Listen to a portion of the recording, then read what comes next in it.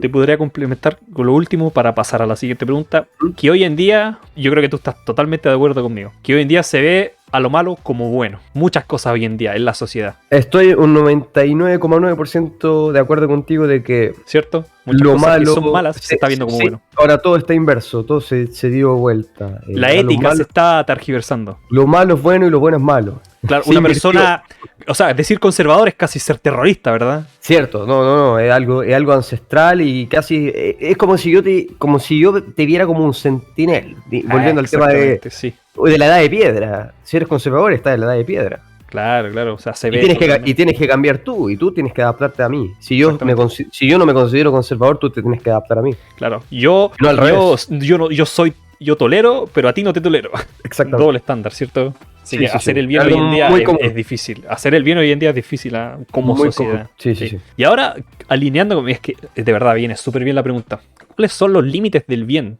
Todo es según nuestra perspectiva. Nosotros aquí no tenemos la palabra final ni nada, sino solamente opinión, que se pueden conversar totalmente. Para ti, Eric, ¿cuáles son los límites del bien? Entendiendo el bien desde tu perspectiva. Volviendo al tema que te mencioné, por ejemplo, para los vikingos hacer el bien era atracar y saquear lo que más pudieran para después tenerlo, digamos, con su comunidad y todo. Por ejemplo, para los mayas o los aztecas, los sacrificios que hacían, o para los incas, los sacrificios que hacían eran hacer el bien, porque iban a ayudar a su comunidad a través de un sacrificio humano. En ese tipo de casos es cuando yo diría que el bien que ellos lo consideran bueno, para mí es malo. O sea, Está pasando los límites. Está traspasando los límites. Y volviendo retomando la pregunta que me acabas de hacer, de que hoy en día, o en esta, digamos, la sociedad actual, incluso mundial y global, lo que es malo es bueno hoy en día y lo que es bueno es malo. Entonces, yo diría que es bastante compleja la pregunta, porque hoy en día no se está diferenciando lo que es bueno y malo. Solo se dice, es que claro, hay un miedo a decir que es bueno y que es malo, ¿cierto? Por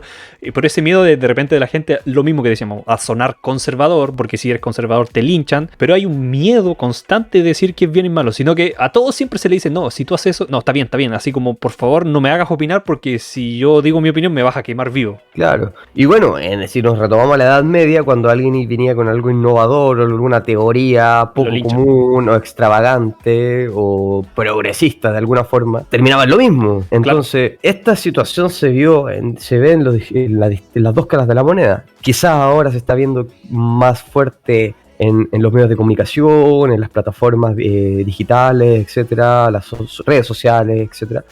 Pero claro, estamos viendo que hay el concepto de bien ya deja de ser el mismo concepto que había antiguamente. Claro, hace solamente, ponte tú, 20 o 30 años atrás solamente, cuando estaba muy marcado lo que es el bien y el mal. Sí, porque como te comenté, si retornamos a la Edad Media o en los tiempos de la Santa Inquisición, tanto puede haber sido la española, etcétera, el bien se hacía al quemar a una supuesta bruja o una mujer que posiblemente estaba haciendo hechicería, etcétera. Y eso estamos haciendo el bien común por bien a la comunidad o para la civilización, digamos, cristiana o católica en esa época. Claro. Y se quemaba a una persona por eso.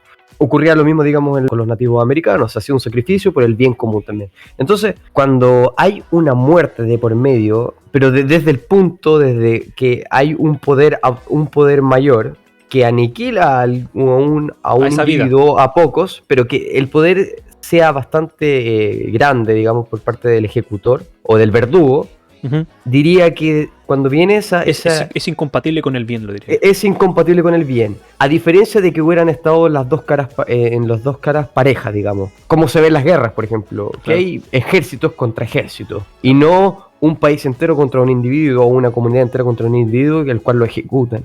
Encuentro que ahí se puede debatir, digamos. Claro.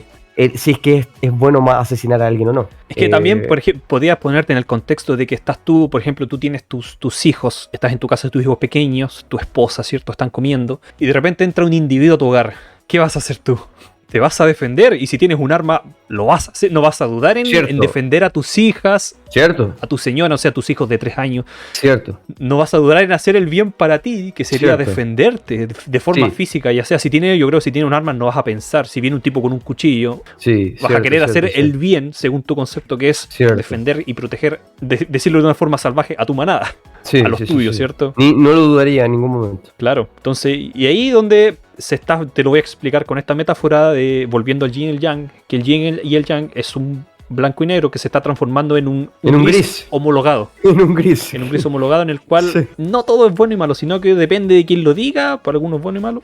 Y en este caso, claro, ¿qué pasaría, por ejemplo, si una persona se defiende en su hogar, legítima defensa? Lo más probable es que el delincuente salga beneficiado, ¿cierto? Y se tome a él como víctima, se transforma. Como lo que ocurre en Chile hoy en día. Claro, se transforma en víctima a quien inició el ataque, que sería invadir, por ejemplo, una casa ajena, que es totalmente ilegal. Cierto. Pero bueno, ese es otro tema y... Bueno, pero en ese sentido yo también ahí puedo sentirme identificado quizás con el tema anterior que hablamos de la tribu Sentinel. De al ver un extraño llegando a mi propiedad o al lugar donde yo habito, la reacción mía puede ser violenta o no, dependiendo de cómo lo perciba, pero en el caso de lo que ocurre aquí en Chile, que tú bien comentaste, sí, es muy cierto, y me encantaría tener las políticas que les dan a esta tribu Sentinel, de que el gobierno no se hace responsable de que mueran, digamos, turistas o exploradores por llegar a esa isla y que resulten atacados por los habitantes. Me encantaría tener ese tipo de respeto como el que deberíamos tener nosotros con nuestros hogares, cuando vienen delincuentes o vienen, digamos, etcétera, y que nos intentan robar o asesinar o violar a nuestra familia.